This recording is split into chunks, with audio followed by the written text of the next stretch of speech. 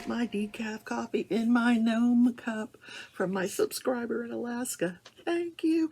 There's my dragon that someone else gave me. How cool is this? Yes.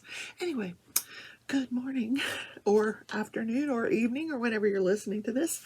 This is the continuing coverage of the Lori Vallow Daybell trial. Okay, one more sip of coffee and then we're off to the races.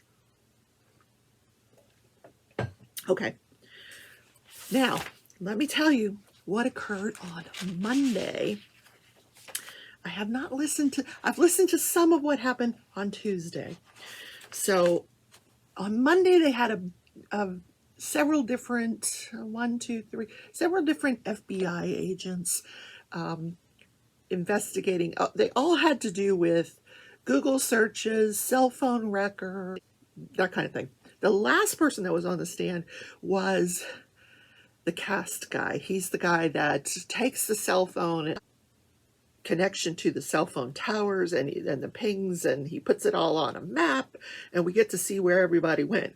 And this took him a very, very long time because he said he had analyzed over 30 cell phones.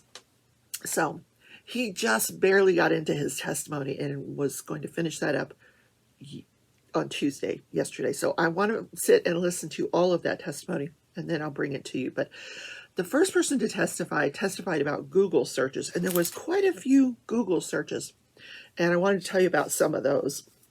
On January 28th, 2019, first we're going to go through Chad's Google searches. January 28th, 2019, he searched Ned Snyder. Now, Ned Snyder is thought to be the demon that was possessing Charles Vallow. I don't know why he would search him. They did come across an obituary for Ned Snyder, who died some years before that. So I wonder if was he just looking up the name to see if it was available? I don't know. He also looked up bodies possessed after the original occupant dies. I wonder what that came back with. I should type that in and see. Let's see. Hold on. But hold on. Let's see what comes up. Bodies possessed after original occupant dies. Okay. What does a California landlord do if a tenant dies? Not kind of not what we were looking for. Possessing a dead body. A type of the undead resulting from a dead body being reanimated by a spiritual or otherwise non-corporeal being such as a ghost or demon. But that has to do with TV tropes. Has nothing to do with real life. Dealing with a tenant's death. So it comes up with a whole bunch of landlord tenant stuff. That's funny. Did he really think there was going to be anything on the internet about that? Okay. On March 6th of 2015, he searched, are Taurus and Leo compatible?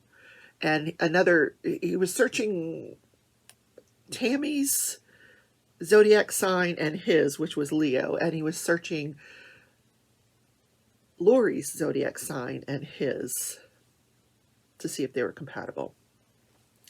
Interesting. I thought God told him. Anyway, May 5th, 2019, he was searching on eBay for malachite jewelry.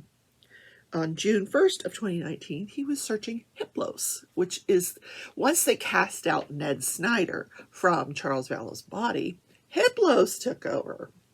Let's find out what happens when we search Hiplos. I hope I'm not going to get in trouble with the FBI or something. Let's see. Hiplos. I'm probably not even spelling it. Hippos comes out. Hippos. No, I did not mean hippos.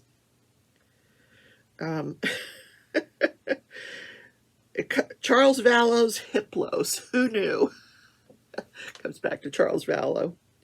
Oh my gosh. The meaning of Hiplos.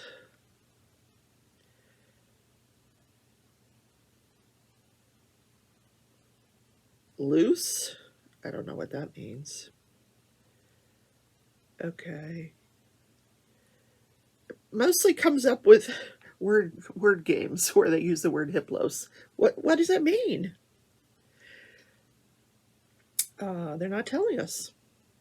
Tells us anagrams of Hiplos in Scrabble. Documents giving more insight into the Daybell's bizarre beliefs and death of Charles. Okay, so we're not getting nothing on Hiplos. Okay. Then on July 9th, 2019, when you surprise someone with accusations. Now, interestingly enough, this was shortly before the death of Charles Vallow. This was done on July 9th, Charles Vallow by gunshot from Alex Cox. On July 11th, 2 days later, what were they accusing him of? Was that their plan to just pound him with some accusations like you're having an affair, things like that, and see if they could rile him up? Seems like it, doesn't it? September 8th of 2019, he was searching the wind directions, which happened to be south-southwest, which is the day prior to when they think police surmise that Tylee died. He was searching wind direction, Interesting. And from what I understand, the nearest neighbor to Chad Daybell, to the north of where the bodies were buried, where is about a quarter of a mile away. And if the winds were going south-southwest, that's the direction they would be going. So they would probably whatever smell was there would probably dissipate before it gets to the neighbor, I'm guessing. So on October 8th of 2019, he was searching Rhode Island area codes, which happened to be the same day that he purchased a Rhode Island phone with a 401 area code.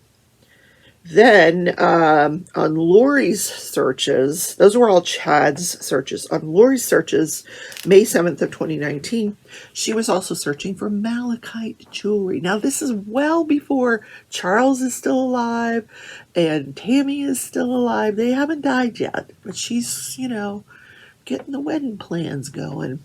Yep.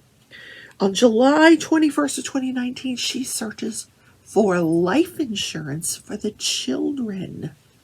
Yeah, my bunnies are crooked on my boobs. Sorry, that was bothering me. I digress. Okay. Listen, when you watch my channel, you never know what you're going to get. Okay, back to the searches. July 26th of 2019, she searched. Now, July 26th. Keep in mind, Charles dies on July 11th. So a couple weeks later, she's searching for service dogs for sale. So she's looking for a way to get rid of J.J. Vallow's service dog, which we know she ultimately did get rid of him. On August 25th, 2019, still August 25th. Now, Charles is passed away, but Tammy is still alive. She's again searching for wedding bands, malachite wedding bands. And I did look at malachite wedding bands. Malachite's a green stone. I don't know what the obsession is with the malachite.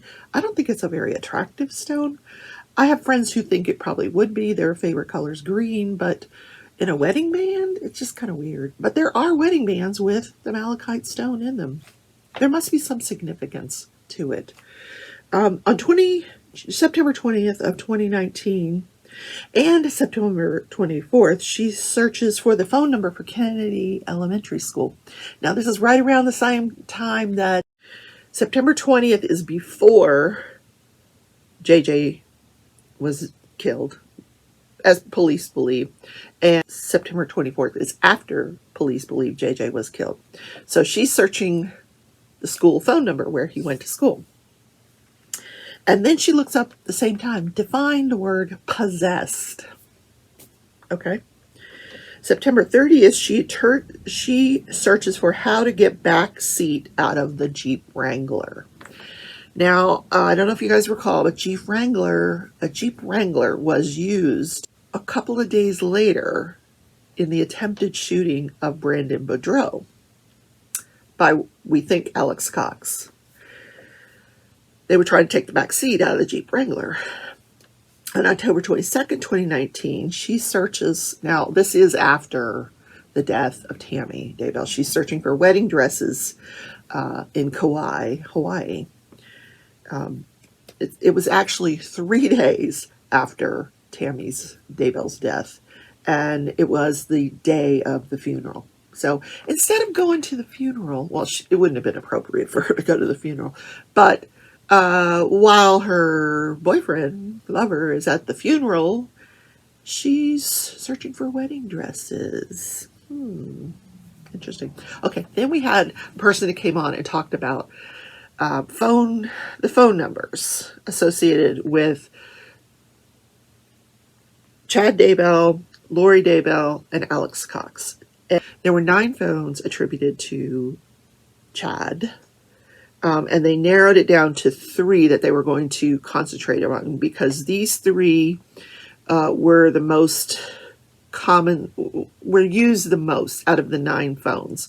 Those 3 phones were used the most. In other words, they were found on applications or different places where the phone numbers were found more frequently than the other 6 phones. Same thing with Lori. She had 6 phones, but they narrowed it down to 3 that they were going to look at. And then with Alex Cox, he had 6 phones, and they narrowed it down to 3. That's a lot of cell phones. What the heck? Some of them were burner phones, by the way. I think the previous testimony was that Lori had a specific phone just for her conversations with Chad. So they were using a couple of aliases. One we knew about, James and Elena, and another alias that they were using is Raphael and Lily. Interestingly, through this phone, they discovered that Charles Vallow's Amazon account was being used by Lori to purchase rings. Well, someone was using Charles Vallow's Amazon account to purchase these malachite wedding rings. She purchased an 11.5 ring, which she had to return, and then asked for a size 11 ring. And that had to be returned. Both of those rings were purchased prior to Tammy Daybell's death. Then there was a purchase of a size 10 ring after Tammy Daybell's death. The thing this person did was analyze the cell phone records to determine how many visits to the temple Chad and Lori had together. There were lots of visits from both of them, Chad and Lori, separately, but together there were quite a few visits to the temple. Now, what's unusual about this is that when you go to the temple, you have to show a card, and most of the time your visits are with your spouse, not your lover. So it's kind of odd that, she takes her lover to the temple, or he takes his lover to the temple. Very, very odd. So one of the things they also identified was that Alex Cox was using the alias of Homer J. Maximus. That was his Gmail account, howardjmaximus.com. So I did mention that I heard part of the testimony for yesterday, and Lori Daybell's sister testified, and I really want you to hear this phone call that she made to her sister Lori in jail. Take a listen to this, and I'll see you on the other side.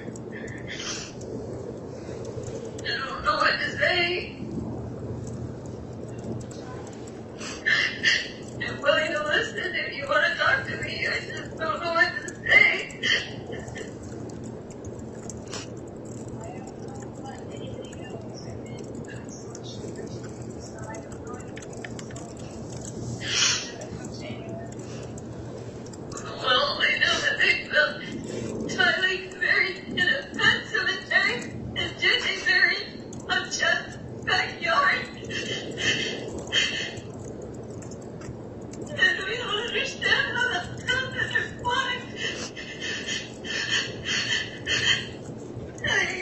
And you didn't tell us.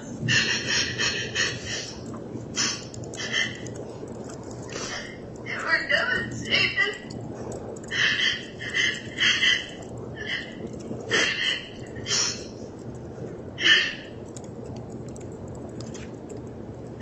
Did you know they were there?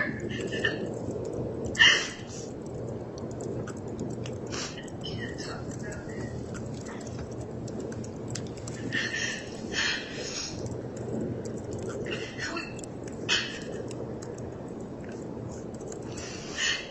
I don't know what to say, Lord. You know how much I love you and Alex. It's just sick of my stomach. Anything like you never let anything happen to the kids and just let them be thrown away like garbage. And you would let this. It's too painful. You think I let that happen? Yes, I do. Thanks. Is there another explanation? I'm willing to hear it. I don't want to think it. Absolutely, but I can't talk about it. You went up to Hawaii. You were dancing on the beach while your kids were in the ground. You had to know when they went there. I just can't understand. I don't understand. I don't understand. I want to believe the best in you. I really do. I love you with all my heart. It kills me. But they were just little kids. I don't understand. I don't understand.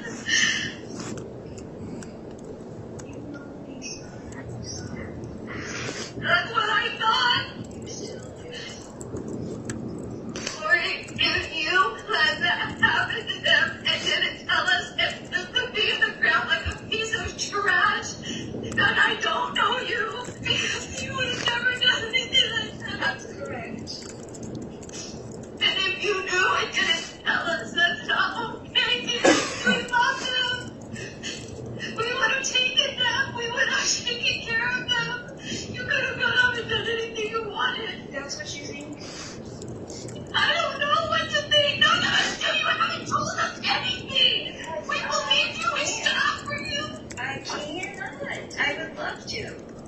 You cut me and Mom off for 4 months and told everyone not to trust us because we tell Adam. And now we find this out and you expect me to just keep going on faith when there's been zero explanation and you expect me to just keep believing without ever having a question?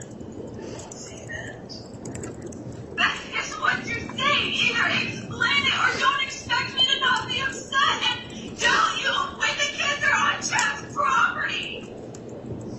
I'm not okay. I love them with all my heart. I would have taken Tylee and JJ in a heartbeat, and everybody else would have too. You know that. You have no. If they were in any danger. You're right. Nobody does because you said nothing. Because everybody sees what's on TV. That's it. That has nothing to do with TV. This is your my conversations. Before you left and cut me off. And now you expect me to be there for you when you were going to abandon me. And if you weren't in jail, you wouldn't even be talking to me. And we wouldn't even know they were dead still. This is your opinion. Yes. I deserve more than that. I've been there for you like a rock. And I went on TV and defended you. I've done everything to defend you. And I still would right now.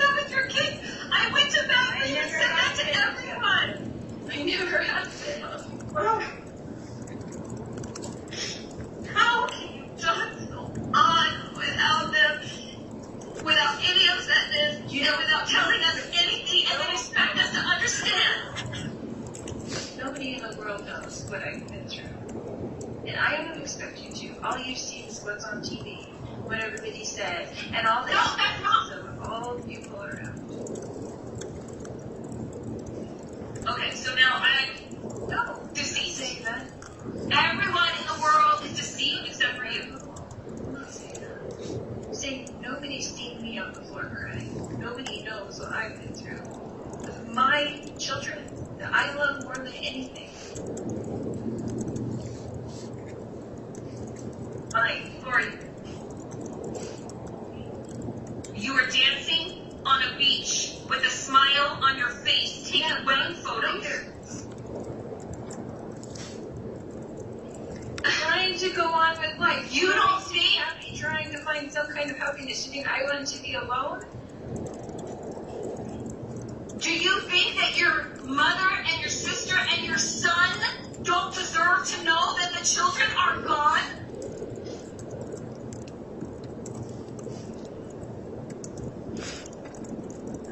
Why wouldn't you call and tell us that? Why were we cut off? You saying you want to go on and be happy? You're just going to be happy without your family and your life until you're stuck in jail and I'm the only one stupid enough to be your friend when I've been your best supporter, Lori. I've loved you my whole life. I still do. I can't bear to see anything bad about you. It hurts me. I don't want to see you in jail. I don't want you to be there. I don't want people to misunderstand. If you would tell me the truth, I would stand up for you for the rest of the time. You know that I would. I love you so much. But there is nothing okay about this. Nothing. If you think it's okay, well, you have to say about this is okay. This is okay. Nothing about this is okay, Summer. Lori, we've all read the scriptures. I know you told me about a lot of your spiritual experiences. You know I'm trying to support you in all of them. But I am telling you, because I love you with all my heart, please consider that Chad has lied and been deceived, and that you have been deceived, and that this is not what you think it is. There is nothing okay about killing children. Nothing. And even if you didn't kill them, and Dad didn't kill them, and Alex didn't kill them, you threw them away like garbage in the ground. You tried both of her. You think I did that too? I can't handle that. And threw her in a bag. Stabbed her. You know that's such a great guy. You let them do that. I don't understand. It's so painful. I can't even tell you. I don't know what else to say, but please consider that you have been deceived. And that is not Christ-like. There's nothing good in that. There's nothing good in that. That's not a test for you. You were innocent. And they were loved. And they didn't deserve to be loved their whole life. They took care of them their whole life. Nate. Then why would you let him be buried that way? I didn't. Well, then come up with an explanation publicly. That was pretty gut-wrenching, wasn't it? Yeah. Wow. Just crazy. But did you hear Lori when she said, "Oh, we didn't get married till a couple of months after what? After you killed your kids." What? They actually got married on November 5th. Yeah. And the deaths were in September. So a month later. Yeah. 5-6 weeks later.